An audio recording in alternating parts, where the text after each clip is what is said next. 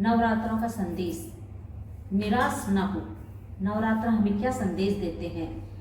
निराश ना हो, जीवन को संतुलित बनाए रखे। नवरात्र हमें एक विशेष प्रकार का संदेश देते हैं कि हमें जीवन में कभी निराशा नहीं रखनी चाहिए। उम्मीदों से भरा हुआ हमारा जीवन है और उसी उम्मीद के साथ हमें आगे बढ़ना चाहिए। हमें एक बात जरूर सिखाता है नवरात्रा, जीवन को संतुलित बनाए रखें। जो हमारा जीवन है उस जीवन को हमें क्या करना चाहिए? संतुलित बनाए रखना चाहिए।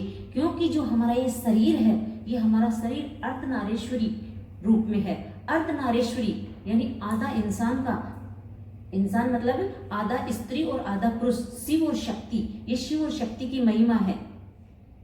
हमारा आधा अंग किस प्रकार काम करता है और आधा अंग किस प्रकार काम करता है, ये सब आप महसूस कर सकते हैं। जैसे श्री राम जी को वनवास जाने का आदेश मिला था। उनके पिताजी ने उनको आदेश दिया था कि आप वनवास जाओ और राजगद्दी तो भरत को मिलेगी। उस समय की बात है, उन्होंने आदेश तो दे दिया पिताजी ने, लेकिन जो उनकी जो दशा थी, उनकी दशा राजा दशरथ की बहुत उदास स्थिति थी और वो जमीन के ऊपर इस तरह से पड़े हुए थे, बेबस जमीन के ऊपर पड़े थे।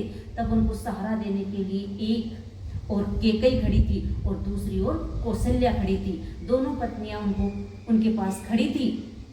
लेकिन जिस तरह से वो धरती में पड़े थे, उनको सहारा देने के लिए एक और कैकेयी खड़ी थी और दूसरी ओर कौशल्या खड़ी थी।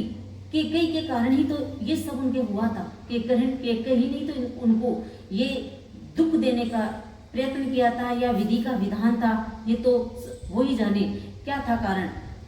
वैसे तो आप समझते हो कि राम का जन्म ऐसे ही थोड़ी हुआ था, राक्षसों का सर्वनाश करने के लिए राम का जन्म हुआ था। लेकिन किसी न किसी एक व्यक्ति को तो बुरा बनना ही पड़ता है। कैकेयी भी उसी समय बुरी बनी हुई थी।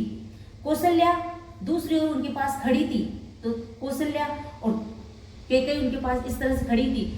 कौशल्या के मन के अंदर वही विचार आए थे। वो पति के दुख में इतनी दुखी थी, पति का दुख भी था और पुत्र का मोह भी था। तो पुत्र के जाने के बाद में वो ज्यादा दुखी हो रही थी। लेकिन उस समय कैकेयी के मन में अलग ही विचार चल रहे थे। उन्होंने अपने जीवन को अलग ही संतुलित कर रखा था।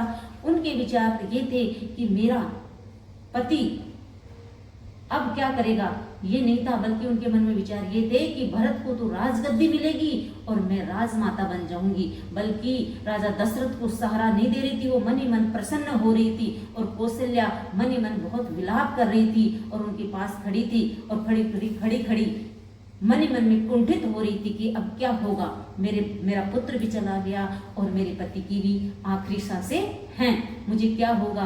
पीड़ा के अंदर दुखी हो रही थी।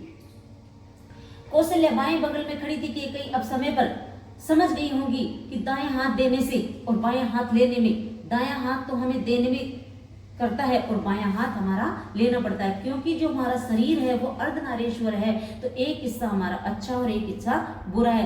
कैकेयी और कौशल्या से आप समझ चुके होंगे इस बात को कि दायां हाथ देने में रुचि रखता है और बायां हाथ लेने में रुचि होता है। मनुष्य के आसपास भी ऐसा ही होता है। कौशल्या अपने पति के दुख में दुखी हो रही थी, मगर कैकेयी वहां पास खड़ी मन ही मन सुखद कल्पना कर रही थी कि भरत को राजगद्दी मिल जाएगी और मैं राजमाता बन जाऊंगी। उस समय में उन्होंने अपने मन में संतुलित भाव व्याप्त थे और वो दुखी न होकर मन में कल्पनाएं बना रही थी। ऐसा हमारे आसपास भी ऐसा ही होता है, हमारे इर्द गिर्द भी ऐसा होता है कि कुछ संयम धारण कर लेते हैं, कुछ संयम धारण नहीं करते। कई बच्चे ऐसे होते हैं, बहुत आज्ञाकारी होते हैं, कई उदंडी होते हैं, कुछ चंचल होते हैं, कुछ कहना नहीं मानते, कुछ भागते फिरते हैं। लेकिन जो संयम रखता है वही आगे बढ़ता है। जिस तरह से कैकेयी ने दुखद कल्पना न करके सुखद कल्पनाएं कही जा रही थी। कई आज्ञाकारी पुत्र होते हैं जो अपने पिता की आज्ञा मानते हैं, माता की आज्ञा मानते हैं, आज्ञा के बिना कुछ भी नहीं करते। जिस तरह से राम ने आज्ञा पाकर 14 वर्ष का वनवास धारण किया था। लेकिन आजकल ऐसा कोई आज्ञाकारी पुत्र नहीं होता है। हमें रिश्तों के अंदर, हमारे समाज के अंदर कई ऐसे परिणाम होते हैं जिसमें हमें संयम रखना चाहिए और उन्हीं संयम के साथ साथ हमें निर्णय स्वीकार करना चाहिए। क्योंकि जो हमारा जीवन है वो संतुलित है और उसे अगर संतुलित नहीं तो उसको संतुलित बनाकर चलना चाहिए। परिणाम क्या होगा, इसलिए ये सारे परिणाम सोचकर ही हमें निर्णय लेने चाहिए। तो नवरात्रे कहते हैं कि हमारी जो जीवन रूपी रेखा है, हमारा जो जीवन है उसे संतुलित बनाए रखे, न कि किसी आवेश के अंदर और किसी भी कारण से हमारा संयम हम खो न दे। क्योंकि जितना हम संघर्ष करेंगे, सुदृढ़ रहेंगे, मजबूत रहेंगे, तभी हम जीवन की रेखाओं को पार कर सकेंगे और आगे बढ़ेंगे। इसलिए जय माता जी, सबका भला करो।